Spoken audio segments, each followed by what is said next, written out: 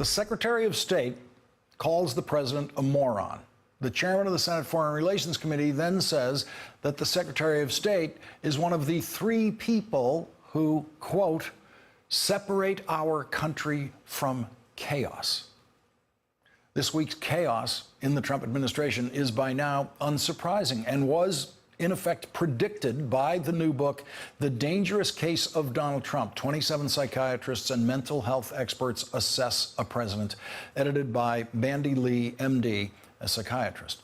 The book includes and validates some of the general news media's speculation about Donald Trump's mental capacity. There is this passage in the book from a David Brooks column in the New York Times.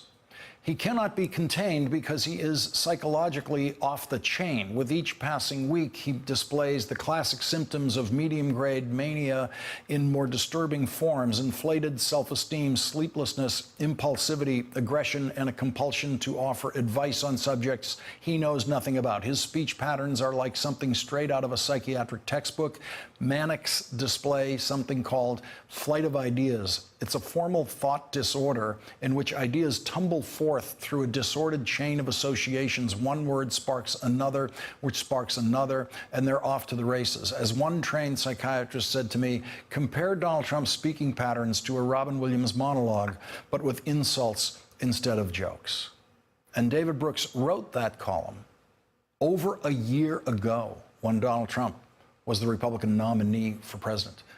The reported reason that the Secretary of State called the president a moron was because the president compared the Afghanistan war policy to the renovations of the 21 Club restaurant in Midtown Manhattan. President Trump told his national security advisors a story of the 21 Club hiring very expensive consultants for a renovation that took well over a year and ended up changing virtually nothing in the restaurant. And Trump's point was that talking to the waiters at the restaurant would have led to a better, more efficient set of choices than listening to the so-called experts. And so why should he listen to the experts on Afghanistan? And when that story became public, the 21 Club said not one word of it was true. The owner of the 21 Club at the time said, I have no idea what was in his head. I never have. The editor of The Dangerous Case of Donald Trump and the author of Donald Trump's first book, The Art of the Deal, will join us next. Written by a nice reporter. Now the poor guy, you got to see this guy. Oh, I don't know what I said. I don't remember. He's going like, I don't remember. Oh, maybe that's what I said. We're joined now by Dr. Bandy Lee, a forensic psychiatrist on the faculty of the Yale School of Medicine and the editor of the new book, The Dangerous Case of Donald Trump. 27 psychiatrists and mental health experts assess a president. Also joining us, Tony Schwartz, co-author of Donald Trump's best-selling book, The Art of the Deal. He was actually the real author of the book. His co-author, Donald Trump, didn't write a word of it. And Tony Schwartz also has an entry in this new book, edited by Dr. Lee. Dr. Lee, what brought the group together to produce this book? Because I know a year ago, it was very difficult for me to find a psychiatrist who was willing to come on television and talk about Donald Trump, because the general rule was, it's a patient I haven't diagnosed, so how can I talk about it? Well, that was my same experience when trying to write to various Congress members.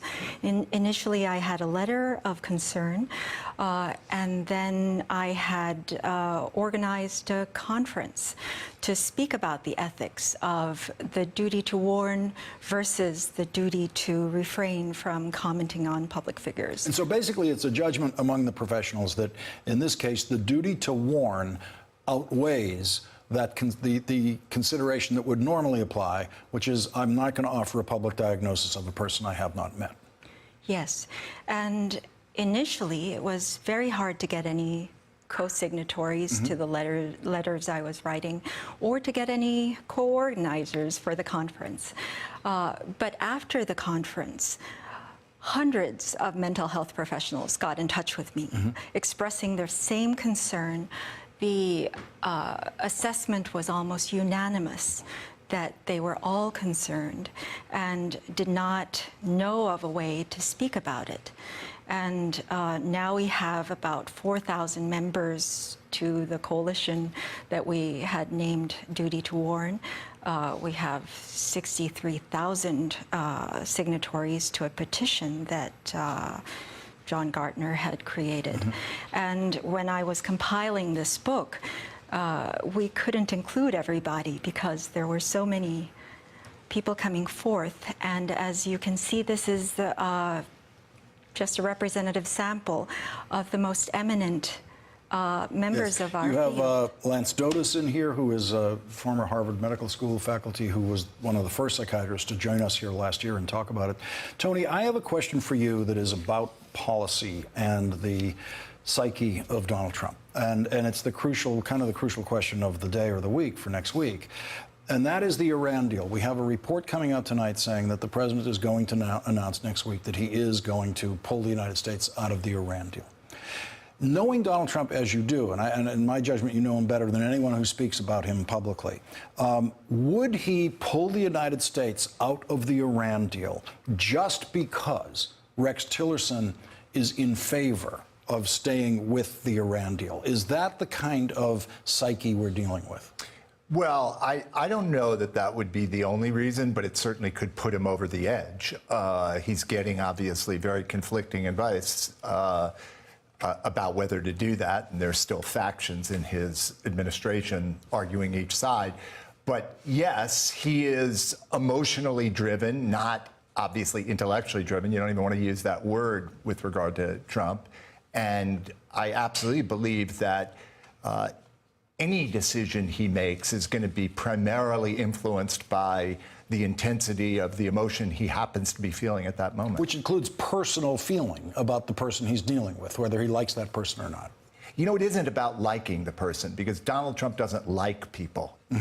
What he does is he sees them as useful or not useful, and he sees them as mirroring him and supporting him or opposing him and diminishing him.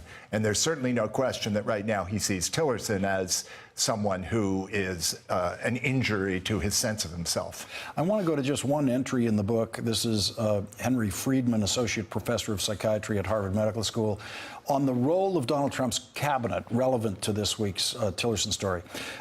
He says, a paranoid, hypersensitive, grandiose, ill-informed leader such as Donald Trump, who has surrounded himself with a cabinet and set of advisors who either are unable to bring him out of his paranoid suspicions and insistencies, or worse, identify with his positions, represents a multi-dimensional threat to our country and the world. And Dr. Lee, when a psychiatrist sees this that way, that's the definition of the duty to warn. Exactly. The Goldwater rule itself, which is the ethical guideline not to diagnose a public figure in the open, falls under the ethical principle that we participate in activities that promote public health and public mental health. And so when silence contributes to harm to the public health, then we do have a duty to speak out. And the duty to warn and the duty to protect is pervasive in our practice. And prior to this situation, the duty to warn generally applied to individual cases. You have a patient who you believe might commit a violent crime or something like that. Tony, take us inside Donald Trump as you know that man.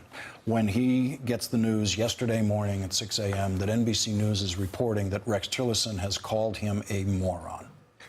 I mean, it's almost unimaginable how enraged he must have been under those circumstances. And that's what our reporting is now, that he was enraged.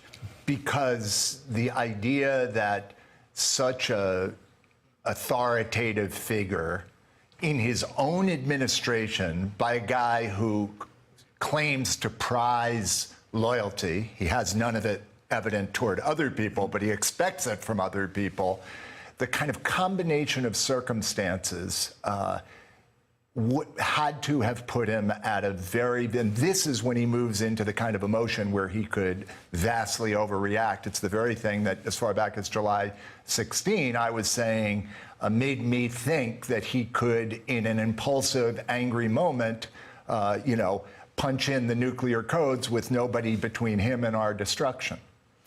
Dr. Bandy Lee and Tony Schwartz, thank you very much for joining us. The book is The Dangerous Case of Donald Trump, and this is an historic work in the history of American psychiatry. We have never been in this place before. Thank you both very much for joining us tonight. Really appreciate it. Hey there, I'm Chris Hayes from MSNBC. Thanks for watching MSNBC on YouTube. If you want to keep up to date with the videos we're putting out, you can click subscribe just below me, or click over on this list to see lots of other great videos.